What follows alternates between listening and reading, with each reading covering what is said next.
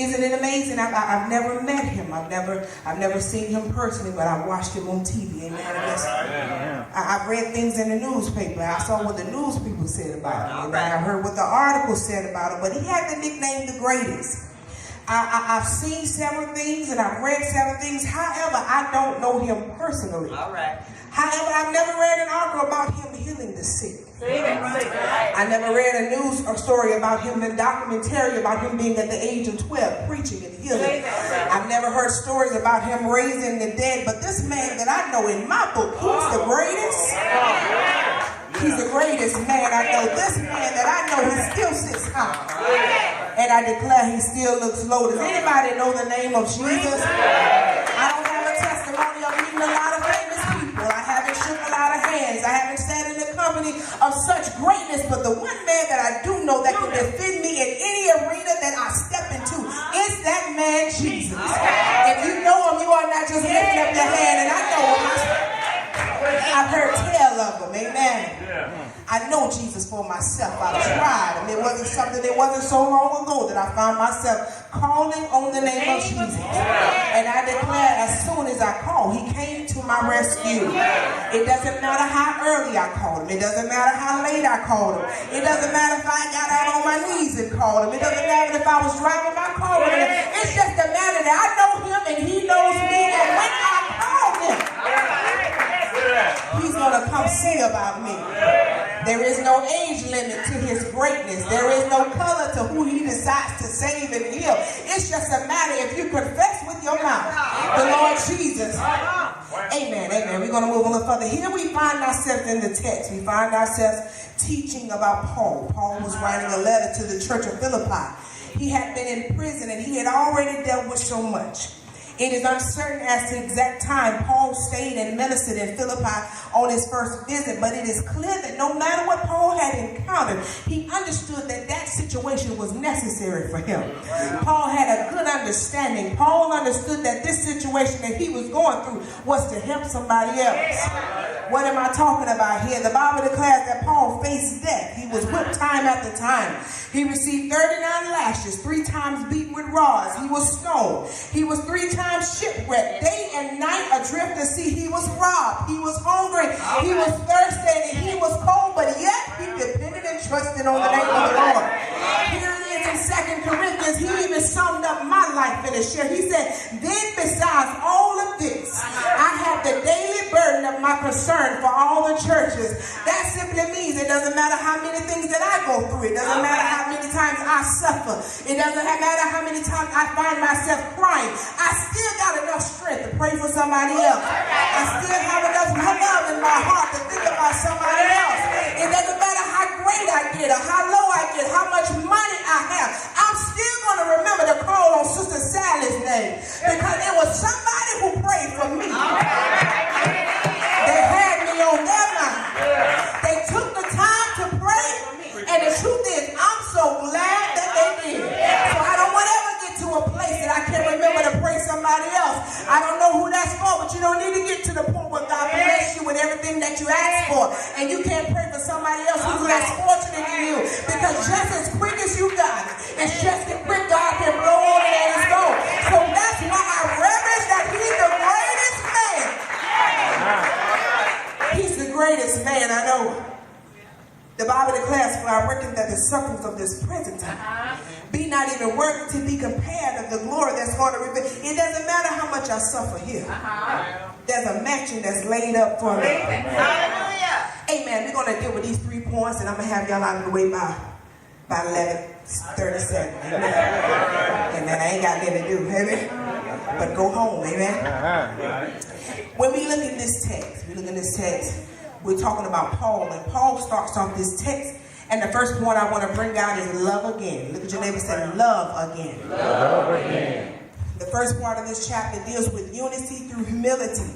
So often we get so caught up in our own emotions and our own feelings that we forget to love again.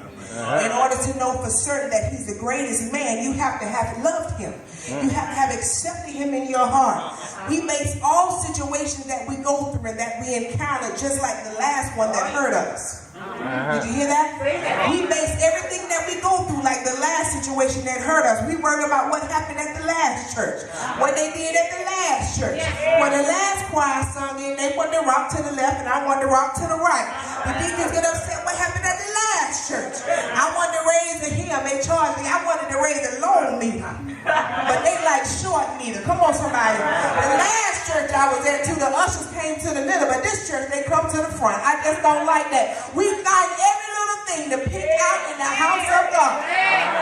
We worry about who has what, where they got it from, where they gonna get it from, where they got their hair done, where they bought their hair at, who got a new car, what the first lady got on, why this and why that. Listen, the Bible says, if there be any consolation in Christ, be like-minded, having the same love on one accord, one mind. The problem is we become so intrigued with things of the world and things of God. We forgot the scripture that just told us how to do things in our own actions. The Bible says in Acts 2 that when they were all in one place, on one accord, there became a mighty rushing wind. But it took them to be on one place, on one accord. But they had to love each other. When you read the book of Acts, they didn't speak the same language. They were not the same nationality. That one spoke this and one spoke that, but it didn't even matter. We had the same love for Christ. Because we realized that he was the greatest man I know. Listen, I've been broken. I've been heartbroken. I know the things. I've got a testimony myself. And I can't tell it all, but this is a testimony that the hymn writer just wrote. The hymn writer wrote just for me. He said, I was sinking deep in sin. Far from the peace for sure. Very deeply staying within, I was seeking to rise them up, but the master of the sea, he heard my despairing cry, and from the waters he lifted me. Now safe in mind. Look at your neighbor and say, honey, it was love that lifted me. Listen, when nothing else could help, it was love that lifted me. Mama tried to love me, but it was the love of God that lifted me. So here in this text, we got the love again. The second thing I want to point out, we have to consider what has been done. In order to have this work, you must first understand that just because my storm and my situation does not look like yours does not mean it's not just as important as yours was. A lot of time we base our situation with this didn't happen to you. You ever meet those people and you tell them something and they up you one? Well, I got a headache. Well, my head fell off this morning. I put it back on. You have to consider what has been done. We want to get where he is or she is in life. We base for some reason in the house of God and even in our jobs, we base what somebody looks like as to what we want to be. But you don't know what they had to go through to be there. You always want to be in somebody's situation and have that title, especially up here in the pulpit, baby. You don't know what you got to go through. To be up here, I'd be better off being an usher. Let me pick up a pack of gum or something. You just don't understand. You don't know how many nights I had to cry. You don't understand how many times I had to walk the floor. This ain't about being a preacher. This is just about being a Christian. You don't know what I had to go through to get right here. You look at the anointing and you look at what people say and you look at the followers and you think it's all cool, but you need to consider what has been done. I had to go through something. The word tells us right here what he has done. Paul gives us a great explanation. He said he thought it not robbery to be equal with God. He did what was necessary. He said, I'll make a body and I'll go down on man's money. He said, I'll stop time, come step into time and make a body just for you in time. And then not only am I going to make a body for you, I'm going to die when I get there. He said, I'm going to die now so you can live later. That's the word all by yourself. You got to high five yourself and say, he died for me. Verse 8 says, being found in appearance as man, he humbled himself to being obedient to the point of death, even the death of the cross. I understand that you don't think he's done a lot of things, but he was born to die. Isn't that something? Praise God. You've got to consider what has already been done. Paul is telling us a story here in this chapter. I'm almost done. Listen, after you've learned to love again, after you've considered what has been done, the last thing you need to do is know the value in the name. Because you never say know the value in the name. If I know Father's Day. Happy Father's Day to all the fathers. Amen. Amen. I know Father's Day was yesterday, but I wanted to talk about my father for just a minute, if that's okay. My father, in my eyes, is the greatest man I know. He's my superhero. Under his black shirt is the big red S. He says super. He ain't gonna take it off and show y'all because he don't want to show you his muscles, but it's something about my personal father. I'm not sure if you understand. He was the first black public safety officer in Burke County. He was the first black chief of police of the Board of Education. That's my daddy.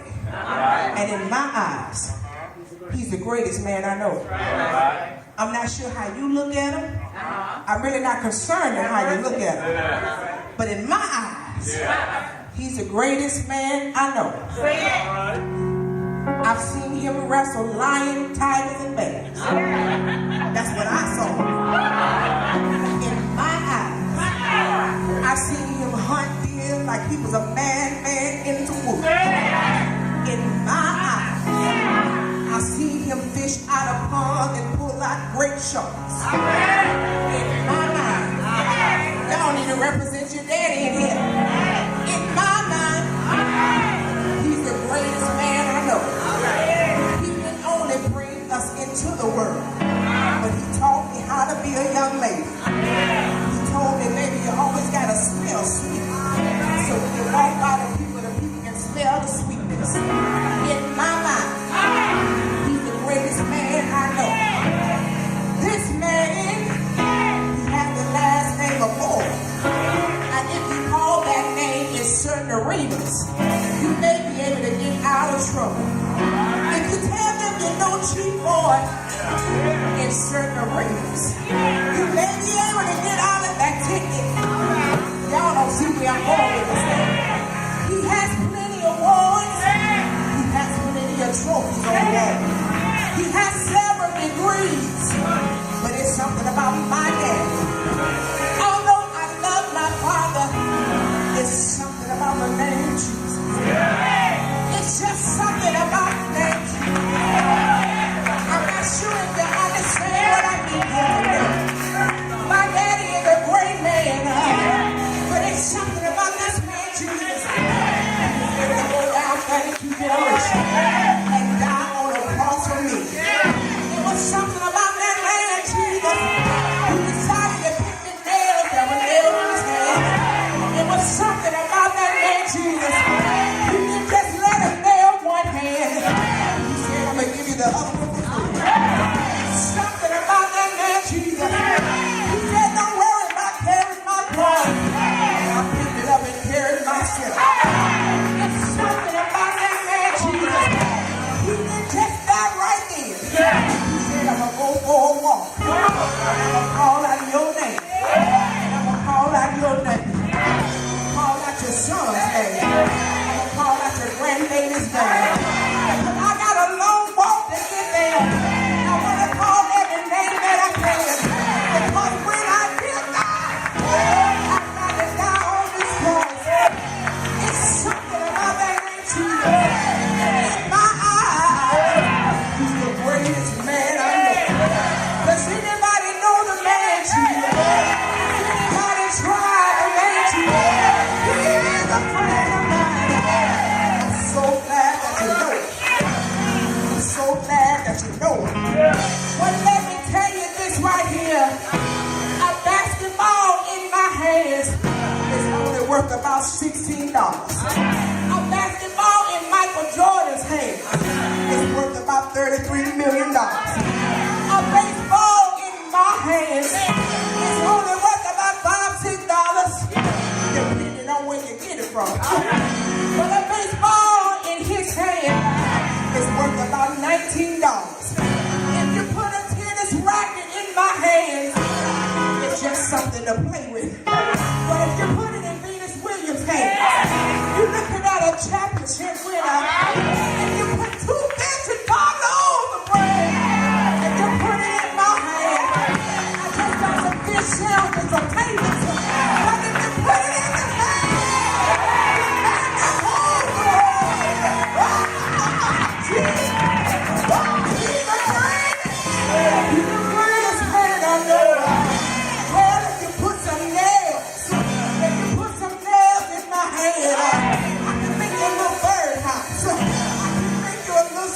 much. But if you put some nails in the name that I know, he saved the entire world. All I came to tell you that he's the greatest. He is the greatest. He's the greatest man I know. Say I. Say I. He's the greatest man I know. Has he ever healed nobody? Have he ever healed your mama? All manner of diseases. I can go to the doctor Monday, but by Wednesday morning, my daddy says, somewhere between good night and good morning, he's already touched me with a finger of love. That's the man I serve. So what, you don't have enough money? The man that I serve would have the people to call you and say this money's free. Anybody know that man? Anybody ever tried that name? You ought to put your hands together and say he's the greatest. He is the greatest. He's the greatest man I know. I get excited about him. Every time I think of his goodness, every time I think of his mercy, every time I think of his favor, it should have been me. It would have been me. It could have been me. If it wasn't for his love, I don't know why he loves me. I don't know why he cares. But he loved me enough to let me wave my hand. So hey Jesus, you're the greatest man. You want to look to what happened? Say you're the greatest. You're the greatest.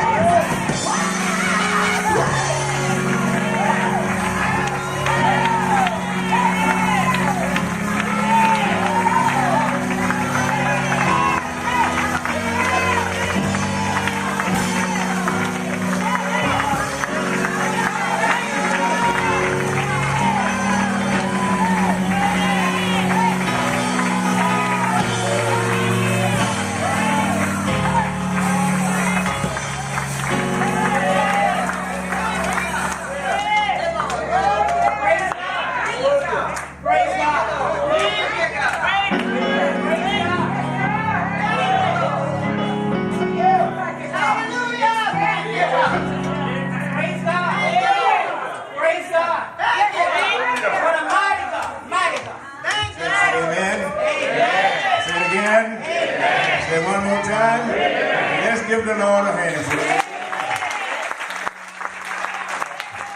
God will give us a lecture now. We can open the door to the church. Maybe someone out of the ark of safety, the door of Christ, and the free pardon of their sin.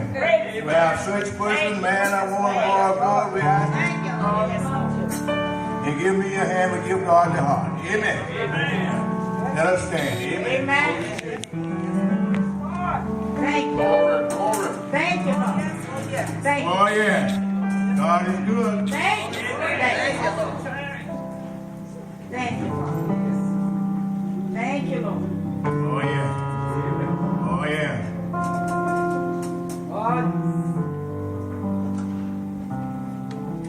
Everyone.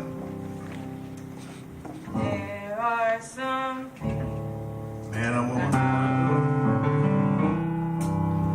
I may not know. Say that, young lady. There are some things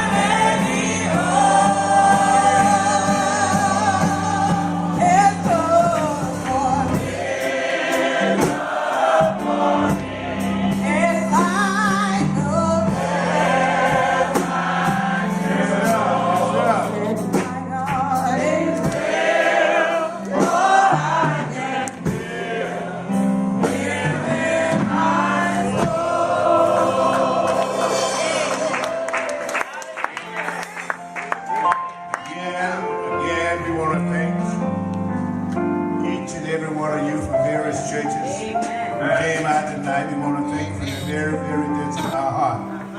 And we invite you to come back on tomorrow night.